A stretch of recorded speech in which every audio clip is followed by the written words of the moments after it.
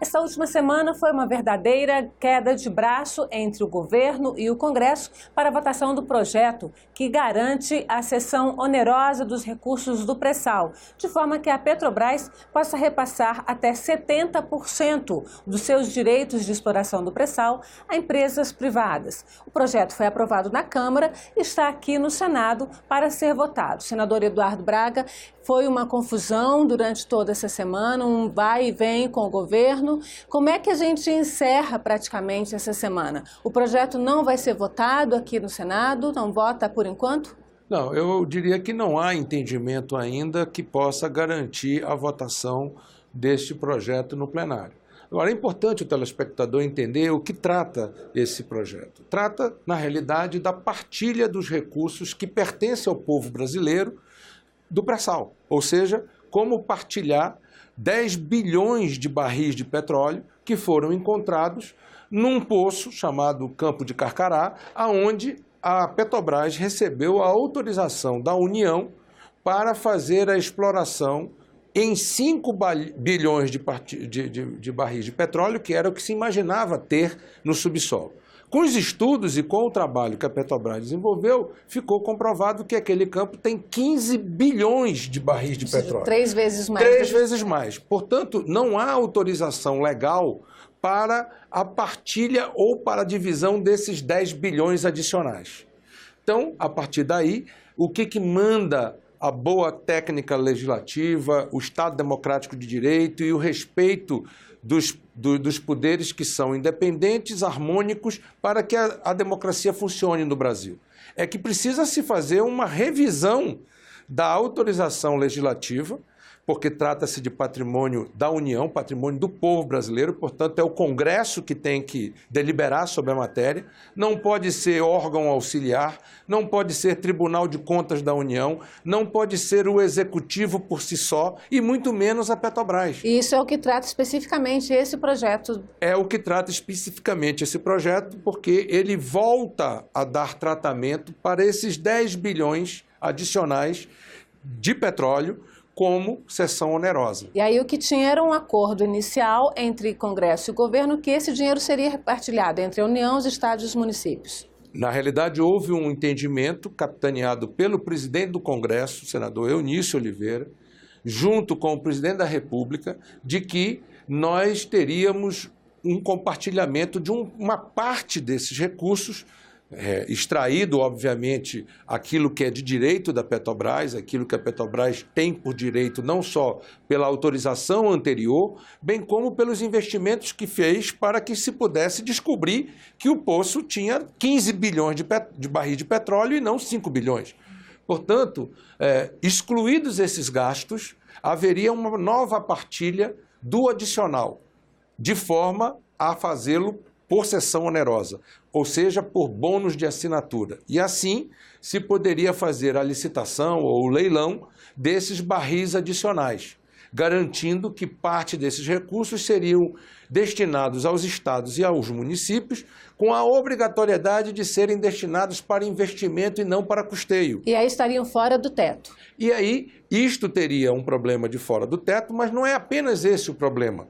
É que aquilo que não for para os gastos de saúde e educação, tá certo? Impactariam de qualquer forma o teto, porque nós temos um limite de teto hoje estabelecido pela Constituição. E há uma outra questão que é a contabilidade de como isso deveria ser feito. Mas isso tudo é tecnicismo. O importante para quem está nos assistindo agora é entender, os estados estão em carência financeira, estão vivendo grandes desafios. Acabamos de aprovar no Senado e na Câmara um decreto de intervenção que não há precedente desde a Constituição da República, desde 88, para fazer uma intervenção federal no estado de Roraima, vizinho ao meu estado, pela falência do Estado, pela falência da ordem pública no Estado.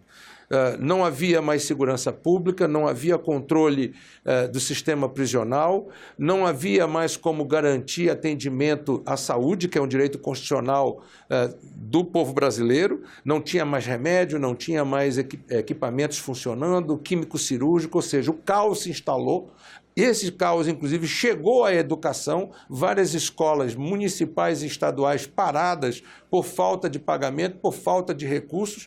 Portanto, o governo federal reconheceu a falência do Estado e decreta uma intervenção, que é uma exceção na nossa Constituição. Ora, se nós reconhecemos isso em Roraima, o que dizer do que está acontecendo em outros estados, onde, de igual modo, os servidores públicos estão com salários atrasados, não há garantia de pagamento do 13º e a ordem pública está verdadeiramente sob ameaça constante. Ora, se há um adicional de patrimônio do povo brasileiro que vai ser novamente leiloado, nada mais justo de que isso represente um investimento nos estados e municípios para que nós possamos vencer a crise que ainda existe nesses territórios. Mas a equipe econômica do atual governo e também a equipe econômica do governo futuro alegam que, que essa partilha não pode ser feita, que isso seria uma pauta-bomba para o governo futuro. Como é que o senhor entende esse momento? Que saída o senhor vê para esse momento? O que eu acho é que nós precisamos compreender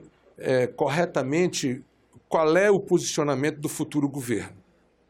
E talvez por isso seja salutar que esta decisão fique para fevereiro do ano que vem, com o novo Congresso, com o governo já instalado desde janeiro, portanto, em fevereiro, eles já estariam com todas as informações da verdadeira situação do país e a situação dos estados e dos municípios, para que nós pudéssemos deliberar sobre esta matéria. Fazer no afogadilho, no final do governo, um leilão no dia 17, sem autorização legislativa, na minha opinião, é fazer com que o povo brasileiro seja prejudicado naquele que é o seu patrimônio. Porque a Constituição diz que todo poder emana do povo e em seu nome deverá ser exercido por representação direta. Ora, representação direta significa o quê? Os seus representantes no Congresso Nacional. Significa o quê? O seu representante no Poder Executivo. O representante no Poder Executivo é o futuro presidente da República eleito, que vai tomar posse no dia 1º de janeiro.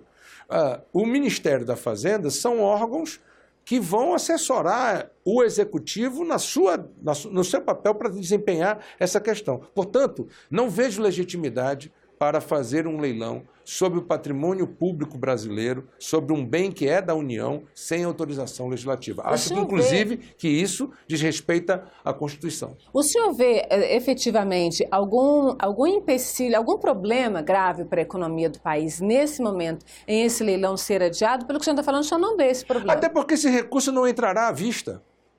Esse recurso, havendo leilão, esse recurso levará pelo menos 120 dias para entrar no caixa. Então, nós não estamos falando de um cheque que vai entrar no cofre da União no dia seguinte. Não é isso que nós estamos falando.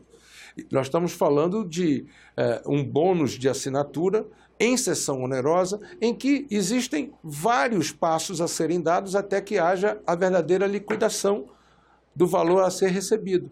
Portanto, não vejo prejuízo.